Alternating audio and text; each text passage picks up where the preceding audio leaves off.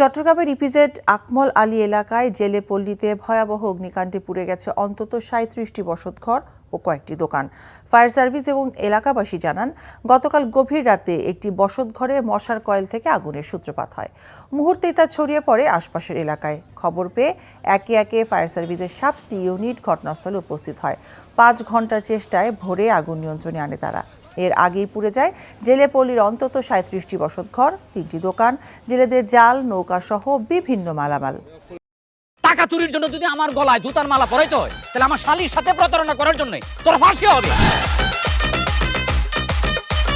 দুলা ভাই, আপনার তো ঘর জামাই বইলা একটা পরিচয় আছে, আমার তো তাও নাই।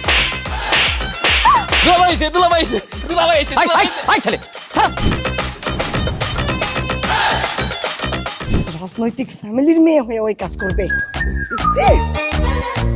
যারে পাবো হারে পিটাবো, রক্তের নেশায় ধরতে, রক্তের নেশায়, কাঁচা রক্তের নেশায় ধরতে।